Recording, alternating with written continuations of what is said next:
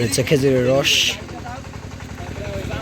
মানে যদি অরিজিনাল গাছের কাছ থেকে খায় তাহলে ঠিক আছে, কিন্তু দোকানদারের কাছ থেকে খাইলে ওরা ভেজাল করবো। গাছিরা তো দুলনামি করে আল্লাহ রসই বন্ধ করে দিবে।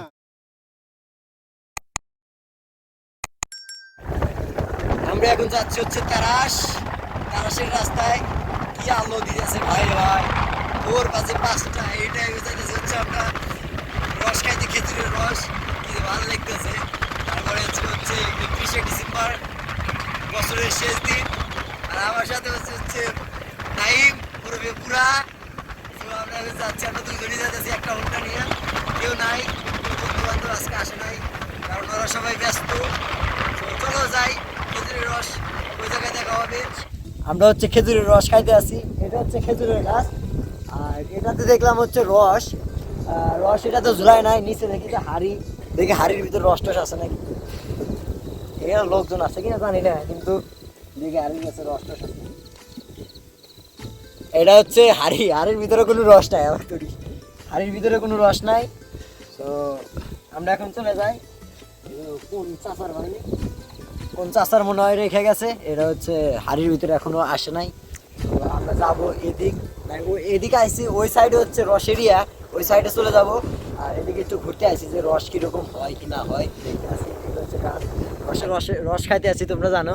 কিন্তু এই রসের একটা হিউমার আছে যে রসটা ঠিক মতো আসে না, সাপ খায়, বাদুর খায়, এভাবে হচ্ছে টিভিতে বললো। আর রস খাওয়া একদম না করে দিচ্ছে। যাই হোক, ব্রেকিং নিউজে লেখা উঠছে যে রস খাওয়া যাবে না, কারণ অনেক বাদুর টাদুর এগুলা খায়, রস টস অনেক অসুখ বিসুখ হয়। কিন্তু এগুলা কিছুই না। দেখেন এ জায়গায় ওরা পর্যাপ্ত পরিমাণ সিকিউরিটি দিয়ে করতেছে, রসগুলো বাইর করতেছে। কিন্তু টিভিতে নিউজে ছড়াইতেছে যে এদের কোনো সিকিউরিটি নাই, নাই ও নাই। এদের হচ্ছে প্রত্যেকটা গাছই, ওই দেখেন ওই গাছেও সব কিছু একদম সুন্দরভাবে সেটিং করে ওরা রসটা সংগ্রহ করতেছে। এরকম কথা বলে খেজুরের গরিব মানুষের পেটে লাথি মারে কেন আমরা জানি না, কেন মারে মেরে পায় এটাই বুঝি না। এই জায়গায় হচ্ছে তারা কত সুন্দরভাবে রস সংগ্রহ করতেছে, দেখেন একবার।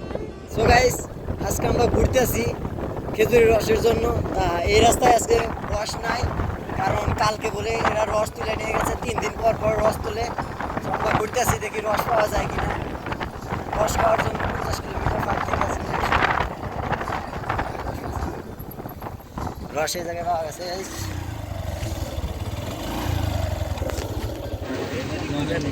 হচ্ছে খেজুরের রস।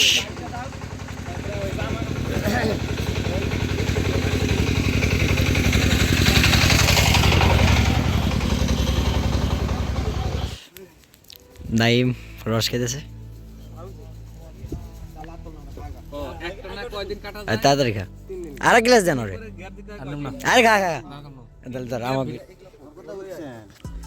মানে যদি অরিজিনাল গাছের কাছ থেকে খায় তাহলে ঠিক আছে, কিন্তু দোকানদারের কাছ থেকে খাইলে ওরা ভেজাল করবো। গাছিরা তো দুলনামি করে আল্লাহ রসই বন্ধ করে দিবে।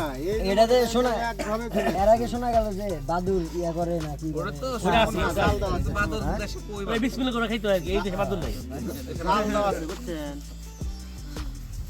জাল দিয়ে তো রেখে দেন না।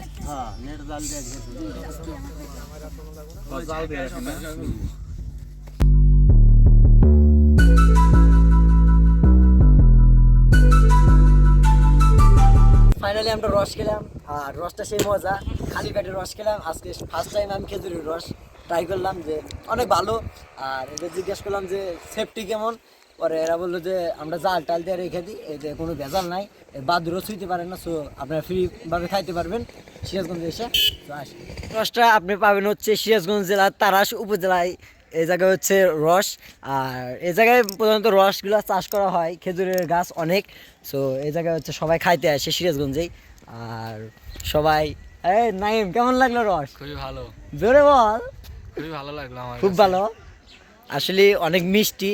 এরা হচ্ছে লিগালি ভাবে যারা গেছা বলে, এদের যাদের গাছ আছে তারা আইনা এই জায়গায় বিক্রি করে নিজে হাতে।